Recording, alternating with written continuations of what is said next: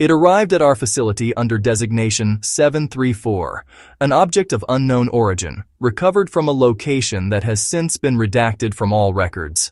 At first glance, it was unremarkable, a simple wooden chest bound with iron straps showing the expected signs of age. But our initial assessment noted a single, critical anomaly. This chest was sealed. We began a full structural analysis.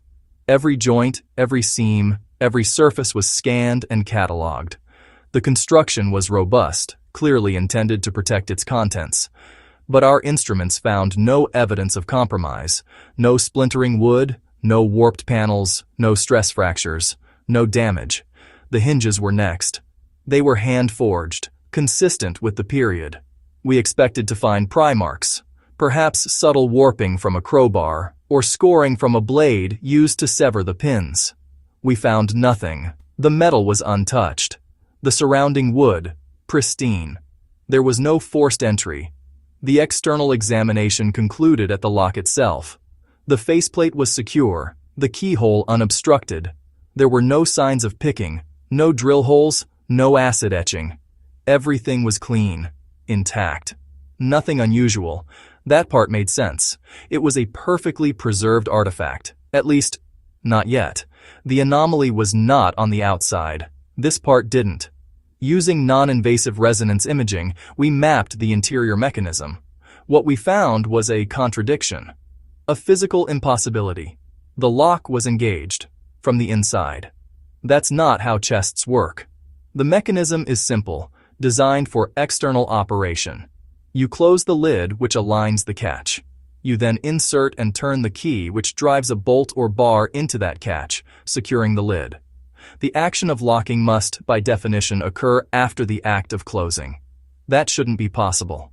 The sequence is inviolable. It is a fundamental principle of its design.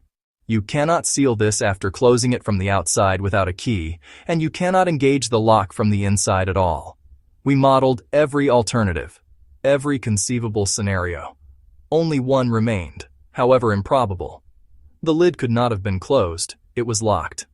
Unless it was closed, while already locked. A state that defies its own mechanical logic. Which raises one question. It moves beyond a simple mechanical puzzle into something else entirely. It becomes a logical paradox, which raises a problem. If the chest was locked from within, an agent was required, an operator. Who locked it, and when? At what point in the sequence of events did this operator act? Before the lid was closed, or after? Both possibilities violate the physical laws governing the object. We turned our attention back to the mechanism itself, searching for a flaw, a modification, a trick. We checked every component, the pins, the springs, the cylinder, the bolt. Each piece was subjected to metallurgical and microscopic analysis. Nothing was broken. There were no custom parts, no hidden levers, no secondary mechanisms. It was a standard, period-appropriate lock, identical to control samples in our archives. There was no evidence of tampering. This presented a new temporal paradox. The wood and iron of the chest had aged as expected over hundreds of years, but the internal components of the lock were immaculate. No corrosion, no wear, no fatigue. The outside aged, the lock didn't. It was as if the mechanism existed outside of time itself. At this point, the debate began. The object had yielded all it could through non-invasive means. The only path to more data was to breach it. Opening it was an option, the simplest solution. Force the hinges, drill the lock, find out what, if anything, was inside. But not a good one. The chest was not just an object. It was a state of being. A paradox made manifest. To open it would be to destroy the very phenomenon we were studying. We would get an answer to what's inside, but we would forever lose the answer to how. Because opening answers one question and creates many more. If it's empty, how was it locked? If it contains something, how did it get in? And what could be inside a box that can be locked from within? The potential answers were more unsettling than the question itself. The risk of destroying the evidence, of resolving the paradox in a mundane way that explained nothing, was too high.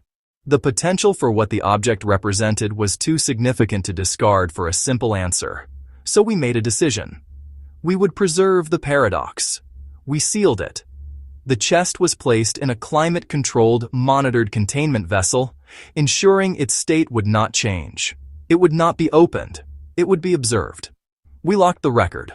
All data pertaining to the object's recovery, its analysis, and its current status were classified under a new protocol. And we removed the location. Its current position is known only to an automated system, inaccessible to human operators. Because some objects don't want to be opened. They exist as questions, not as answers. Their value is not in their contents, but in their state. They challenge our understanding of the possible. They are not meant to be solved or explained. In the end, we understood. The lock wasn't the mystery. The wood wasn't the mystery. The contents were irrelevant. The state was.